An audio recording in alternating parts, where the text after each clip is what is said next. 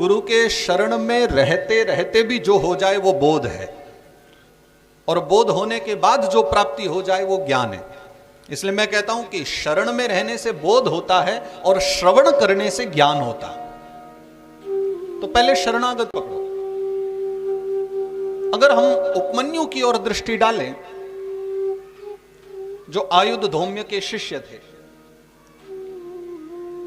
गुरुजी के यहां जब पहली बार गए और प्रार्थना की कि गुरुजी मुझे पढ़ना है, विद्या अध्ययन करनी है, विद्वान बनना है, आपका आशीर्वाद मिल जाए तो सब कुछ मिल जाएगा। गुरुजी ने कहा जाकर के गैया चरा ले। सोचने की बात है, ये पढ़ाई करने हैं और गुरुजी कह रहे हैं कि गाय चरा ले। और ये परंपरा अब सिर्फ आश्रमों में बची हुई है। अब भी अगर आप आचार्य कुल के विद्यालयों में जाएं, तो आज भी बच्चे सब सेवा वहां करते, झाड़ू पोछा लगाने से लेकर के और गाय सेवा तक की सब सेवा कर लेते। बाकी के सामान्य जीवन में तो हम ही स्वयं अपने बच्चों को चाहते नहीं कि उनको झाड़ू उठानी भी पड़े, नहीं करने देते। पहले विद्वान भी इसलिए हो जाते थे कि गुरुजी खूब कुटाई भी करते बच्चों की, मार पिटाई भी थोड़ी बहुत लगा देते थे तो चल जाता था। अभी गुरुजी को भी पता है कि हाथ भी लगाया तो माता पिता सबसे पहले हमें ही जेल में डलवा देंगे, इसलिए जैसे भी है चला लो। उपमन्यु को तो गुरुजी ने कह दिया कि तू जाकर के गैया चरा। और देखो पराकाष्ठा देखना कि परीक्षा कितनी कठोर है गुरु की शरण में रहने की। गैया भी चराने लगे। एक तो भोला भाला शिष्य है, गैया भी चरा रहा है, और उसके पश्चात में 3 दिन हो गए, भूखा भी है। गुरुजी रोटी की भी नहीं पूछ रहे, एक बार भी नहीं कहा कि बेटा कुछ खा ले। और उसने देखा कि गुरुजी तो पूछने वाले हैं ही नहीं, मैं खुद ही क्यों ना कुछ खा लूं।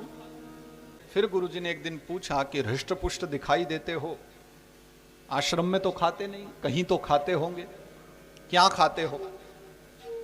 तो उसने कहा कि गुरुजी मैं तो गाय चराने जाता हूं, और गाय चराते चराते जब भूख लगती है तो गायों का दुग्ध निकाल करके दूध पी लेता हूं।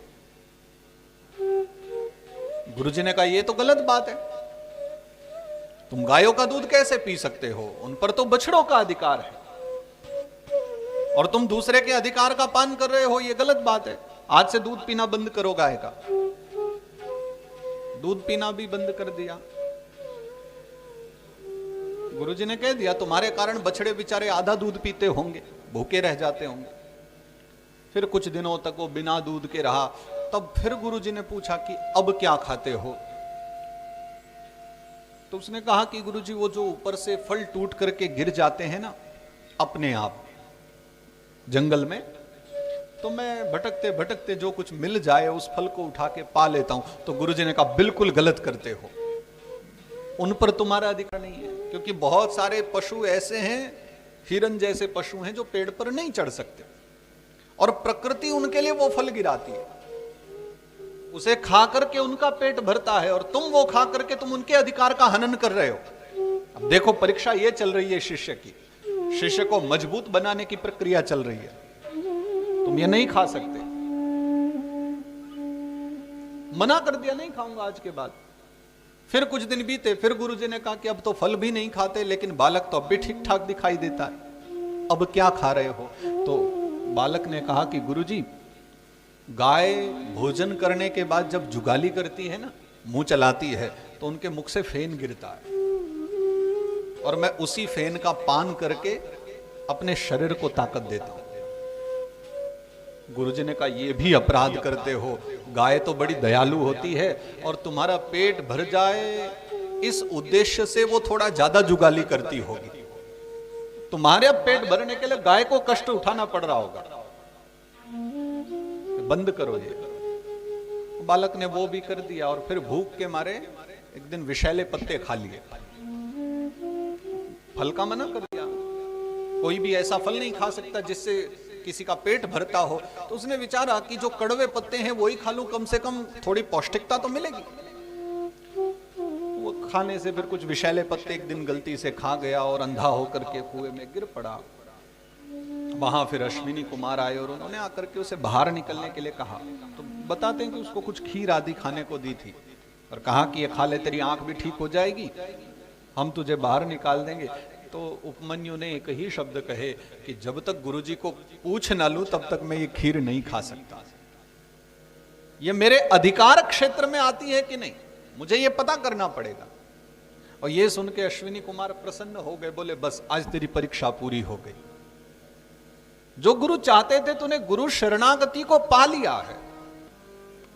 और जब गुरु शरणागति बिल्कुल अपने अंतिम छोर पर पहुंचती है तब गुरुजी स्वयं आते हैं। फिर गुरुजी दौड़ करके आए और कुएं के अंदर पड़े हुए उपमन्यु को बाहर निकाला, अपने हाथों से उसको खीर खिलाई। फिर दुनिया जानती है कि उपमन्यु एक बहुत बड़े विद्वान हुए थे। और कभी कभी बिना पढ़े सहर्ष विद्या आ जाती है, कृपा के द्वारा विद्या आ जाती है। जैसे हमारे महाकवि कालिदास हुए हैं, श्री गोस्वामी तुलसीदास जी महाराज हुए। अनायास एक जीवन में एक क्षण आया बस, और वो क्षण को हम कृपा का क्षण कहते हैं। वो शरणागति का क्षण है, वो क्षण जीवन में कभी कभी आता है और अनायास वस्तुएं मिल जाती हैं, प्राप्त हो ही जाती है। इतना लेकिन प्रेम होना चाहिए, हम वहां तक पहुंच सके, हमारा हृदय उतना दृढ़ हो, उसके लिए हमें बनना पड़ेगा।